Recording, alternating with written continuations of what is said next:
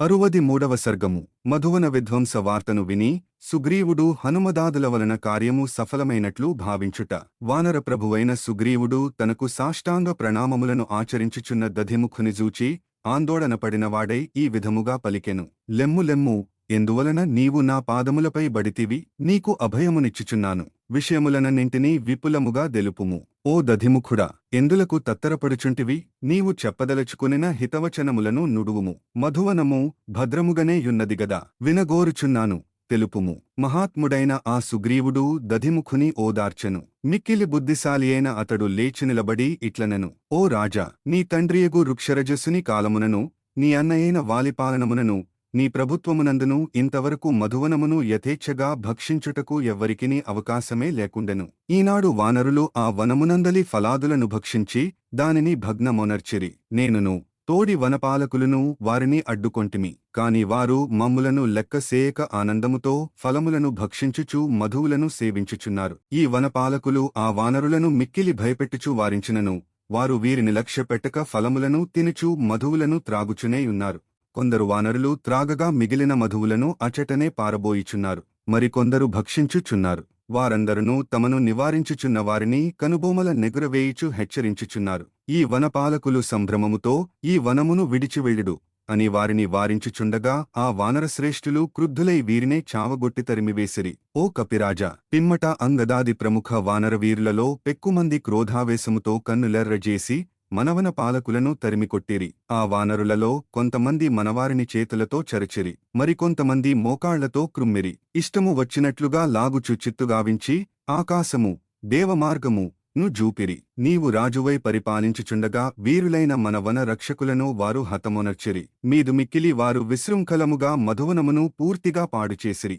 ఈ విధముగా దధిముఖుడు సుగ్రీవునకు మొరపెట్టుకునిచుండగా శత్రువీరులను తునుమాడుటలో సమర్థుడు మహాధీశాలియు అయిన లక్ష్మణస్వామి ఆ వానర ప్రభువును ఇట్లు ప్రశ్నించెను. ఓ రాజా, వనపాలకుడైన ఈ వానరుడు ఇచ్చటికి వచ్చుటకు కారణమేమి? ఏల దుఃఖించుచున్నాడు? ఏ విషయమును గూర్చి మీకు నివేదించుకొనుచున్నాడు? మహాత్ముడైన లక్ష్మణుడు ఈ విధముగా ప్రశ్నింపగా మాటనేర్పరియైన సుగ్రీవుడు ఇట్లు ప్రత్యుత్తరమిచ్చెను. పూజ్యుడవైన ఓ లక్ష్మణ, అంగదాది ప్రముఖ వానరవీరులు మధువనమున ఫలములను భక్షించి మధువులను గ్రోలి ఆ వనమును భగ్నమొనర్చినారని దధిముఖుడను ఈ కపివీరుడు నివేదించుచున్నాడు. దక్షిణదిశేందు సీతాన్వేషణను ముగించుకుని వచ్చినవారు తమ కార్యము సఫలము కానిచో ఇట్టి పనులకు పూనుకొనరు. అంగదాది వానరులు తమను వారింపవచ్చిన వన పాలకులను తమ మోకాళ్లతో బలముగా పొడిచిరి. మిక్కిలి బలశాలియైన ఈ దధిముఖ వానరుని వనరక్షణ పాలకులకు నాయకునిగా నియమించితిమి. అట్టి ప్రముఖునిగూడ వారు లక్ష్యపెట్టలేదు. దీనిని బట్టి చూచినచో సీతాదేవి కనబడియేయుండును, అందులకు సందేహము లేదు. ఆ చూచినవాడుగూడా హనుమంతుడు తప్ప మరియొకడు కాడు. ఆ హనుమంతునియందు కార్యసాధన కౌశలము, ప్రజ్ఞ, ప్రయత్న సామర్థ్యము, పరాక్రమము, శాస్త్రజ్ఞానము చక్కగా నెలకొనియున్నవి. కనుక ఈ కార్యమును సాధించినవాడు హనుమంతుడే, మరియొకడు కానేకాడు. ప్రజ్ఞాశాలి అయిన జాంబవంతుడు, మహాబలశాలియైన అంగదుడు నాయకత్వము వహించినప్పుడు, హనుమంతుడు పర్యవేక్షకుడుగానున్నప్పుడు ఆ కార్యము తప్పక సఫలమైతీరును, మరియొక విధముగా జరుగదు. అందువలననే తమ కార్యము ఫలించినందువలననే ఆ సంతోషములో అంగదాది ప్రముఖ వీరులు ఆ మధువనమును భగ్నము చేసి ఉండవచ్చును. ఆ వానరోత్తములు సీతాదేవి కొరకే దక్షిణ దిశను గాలించి వచ్చియుందురు. కృతార్థులై వచ్చియున్నందుననే ఇతరులు కన్నెత్తియేనను చూడజాలని ఆ మధువనమును వారు భగ్నమొనర్చియుందురు. ఆ కపివరులు ఆ వనమునందలి ఫలములను మధువులను తనివిదీర ఆరగించి దానిని పూర్తిగా ధ్వంసమొనర్చియుందురు. అంతేగాక వారు తమకు అడ్డుపడిన వనపాలులను క్రిందపడద్రోసి మోకాళ్లతో పొడిచియుందురు. ఇతడు దధిముఖుడు అను ప్రముఖ వానరుడు వాసిగాంచిన పరాక్రమశాలి. ఇతడు వనభంగ విషయమును దెల్పు నెపముతో తన మృదుమధురవచనములతో ఈ శుభవార్తను దెల్పుటకే ఇక్కడికి వచ్చినాడు. ఓ మహాబాహు లక్ష్మణ, సీతాదేవి కనబడినది అనుట ముమ్మాటికి సత్యము. దీనిని పూర్తిగా నమ్ముము. అంగదాది వానరులందరును వచ్చి వనమున సంతోషముతో మధువులను గ్రోలుటయే ఇందులకు ప్రబల నిదర్శనము. ఓ మహాపురుష, సుప్రసిద్ధులైన హనుమదాది వానరులు సీతాదేవిని చూడకయున్నచో వృక్ష రజస్సునకు బ్రహ్మదేవుడు వరముగానిచ్చిన ఈ దివ్యవనమును వారు ఇట్లు ధ్వంసమొనర్చియుండరు. సుగ్రీవుని నోట వెలువడిన వీణుల విందుగావించు ఈ వచనములను విని ధర్మాత్ములైన రామలక్ష్మణులు మహానంద భరితులేరి. దధిముఖుడు పలికిన మాటలను విని రాముడును లక్ష్మణుడును మిక్కిలి ముదితులేరి. సుగ్రీవుడును హర్షించెను.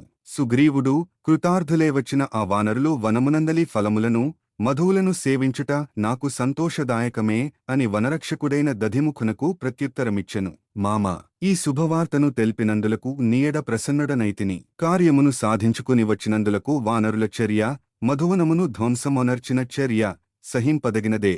వెంటనే మధువనముకు వెళ్ళుము, దానిని నీవే రక్షింపుము.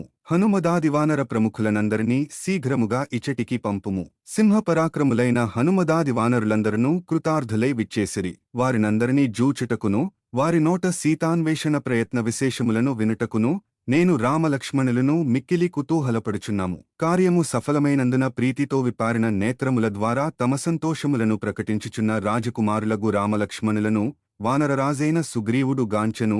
తనకు శరీరమంతయు పులకితమగుటచే కార్యసిద్ధి ఇక కరకలామలకము అని భావించి అతడు మహానందముతో పొంగిపోయెను. వాల్మీకి మహర్షి విరచితమే ఆదికావ్యమైన శ్రీమద్ రామాయణమునందలి సుందరకాండమునందు ఇది 63వ సర్గము.